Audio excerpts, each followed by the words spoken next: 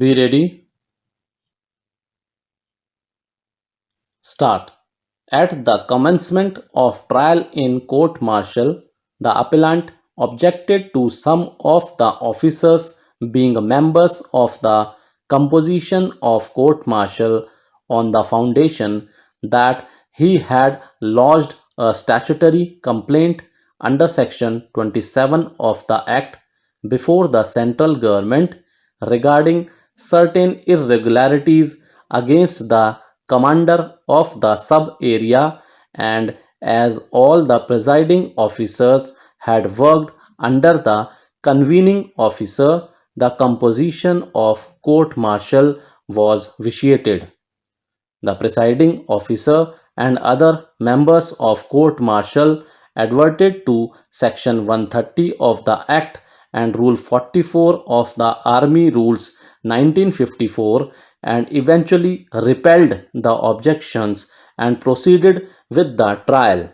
After a full-length trial, court-martial found that all the charges leveled against the appellant had been proved and accordingly sentenced him as has been indicated herein before.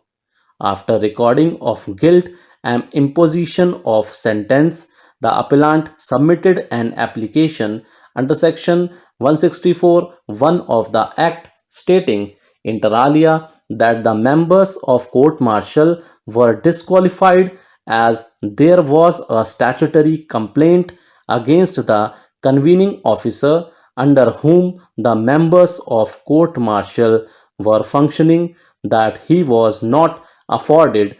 adequate opportunity to prepare his defense inasmuch as the officer whose name had been given by him to defend his case was not provided, and that the principles of natural justice has been flagrantly violated. As far as the first charge was concerned, it was stated that the household luggage and car were transported from Bangalore to Idhampur in the hired vehicle of Karnataka Transport Corporation, for short the corporation, and documents were produced to that effect, but the same were not taken into consideration, that no officer from the corporation was examined to find out the veracity of the said receipts, that the bill alleged to have been submitted by the appellant had been interpolated, that the evidence brought on record was inadmissible as evidence, being hearsay, that he had handed over his personal luggage and car to the corporation for transportation, and therefore the reliance on the evidence of DW6 was totally misconceived, and that there was no material on record to disprove the factum that the corporation had transported the luggage from Bangalore to Udhampur as claimed by the appellant. In this backdrop, it was contended that the first charge was not proved against the appellant.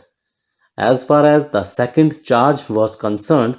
it was put forth that the appellant had not obtained leave travel concession twice, as he had availed LTC once while he was posted at Bangalore and again at Udhampur, that as per regulation 177A and other provisions relating to availing of LTC while serving in field area as defined in travel regulation 177C, he had availed two LTCs, one while being posted at Bangalore and the other at Udhampur, and therefore his claim for the LTC twice in a year was reasonable and acceptable, though it may suggest an erroneous interpretation of travel regulations 177A and 177C, but there was no intention to defraud. That apart, after the said mistake was detected, The appellant on 18/12/1989 had explained his perception in his reply, and at the instance of the commanding officer of the unit, recovery for the excess amount was effectuated in the month of February 1989 itself, and that once the matter was closed by taking recourse to recovery, it is to be presumed that the charge leveled against the appellant stood closed and condoned by the competent authority, and hence there was no justification or warrant to proceed again in that regard in court martial. The first charge leveled against the appellant cannot be said to have been proven, inasmuch as no officer from the corporation was examined to deny the receipts given by it to the appellant pertaining to transportation of goods from Bangalore to Udhampur. That apart, the stand and stance put forth by the appellant is that the bill that has been submitted for transportation was interpolated to show that goods had been transported in trucks number JKQ 3285 and JKR 9587 by a different transporter. Under emphasis has been placed on the evidence of DW6, who had stated that goods were in fact no transported. As far as the second charge is concerned, it was imperative on the part of court martial to examine an official from the railways to prove that he had availed the warrant and exchanged the same for a ticket.